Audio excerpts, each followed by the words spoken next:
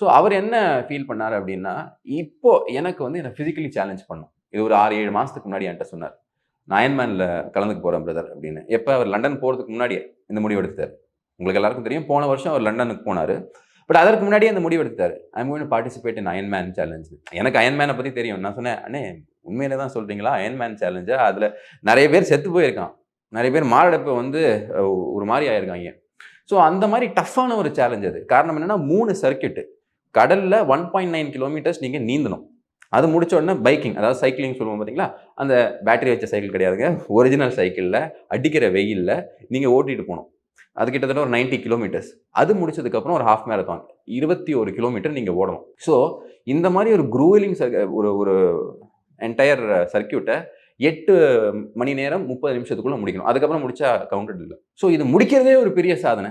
அப்ப எனக்கு தெரியும் அது எவ்வளோ டஃப் அப்படின்னு. பட் அதற்கு வேண்டி அவர் ட்ரெய்னிங் பண்ணாரு.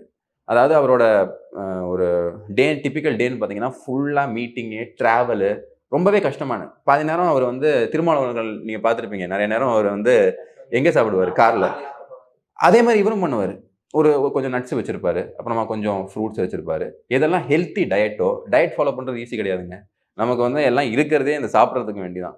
அந்த ஒரு அர்ஜ ஒரு கண்ட்ரோல் பண்ணிட்டு, கரெக்ட்டான ஹெல்த்தியான டயட். காலையில ஸ்விம்மிங் முடிச்சுட்டு, அதுக்கப்புறமா அவரோட வேலைய பார்ப்பாரு. அது இல்லாம சைக்கிளிங்கு, அப்புறமா இதுக்கு தேவையான அந்த ஓட்டம். இது எல்லாத்தையுமே ரெடி பண்ணார். ஒரு 6 மந்த்ஸ் டைம்ல. இது சாதாரண விஷயம் ஏன் கிடையாதுன்னா, அவரோட பொலிட்டிக்கல் ஸ்கெட்யூல வச்சு, அவர் மேல இருக்கக்கூடிய மென்டல் பிரஷர் அதெல்லாம் தாண்டி இத பண்ணியிருக்காரு. ஸோ இத வந்து நம்ம பாராட்டியாக வேண்டும். சும்மா எதிர்க்கட்சிக்காரங்களோ, அவருக்கு வேண்டாதவர்கள் இந்த மாரி சொல்றது, நான் வந்து அத அப்படி பார்க்கல. நீங்களும் அப்படி பார்க்கக்கூடாதுங்கிறது தான் என்னோட ஒரு சஜஷன். இதையும் நெறைய பேர் வச்சு ஏளனம் பண்ணிக்கிட்டு இருக்காங்க. எனக்கு அவங்கள பார்த்தா வந்து என்ன சொல்றது? அதாவது ஒரு படத்துல சொல்லுவாங்க, "ஜெயிக்கிறவனையும் நம்பலாம், தோக்குறவனையும் நம்பலாம். ஆனா வெயில சும்மா உட்கார்ந்து வேடிக்கை பார்த்துட்டு, பல்ல குத்திக்கிட்டு, என்னய்யா ஓடுறான்" அப்படின்னு சொல்றாங்க பார்த்தீங்களா? அவங்கள நம்ம எதுவுமே சொல்ல முடியாது. பட் அவங்களையும் நான் ஏன் குத்தம் சொல்லல அப்படின்னா, அது அவங்களோட வேலை. இது எப்பவுமே இந்த சமுதாயத்துல இருந்துட்டு தான் இருக்கும். சமுதாயத்துல குற்றம் சொல்றவங்க குற்றம் சொல்லிக்கிட்டே தான் இருப்பாய்ங்க. இப்ப இவர் என்ன ஒரு புரொஃபஷனலி ட்ரெயின்ட் அத்லீட்டா? இவர் ஒரு அரசியல்வாதி. ஒரு அரசியல்வாதி புரொஃபஷனல் அத்லீட்ஸ் மத்தியில கலந்துக்கணும் அப்படின்னாலே ரொம்ப கஷ்டம்.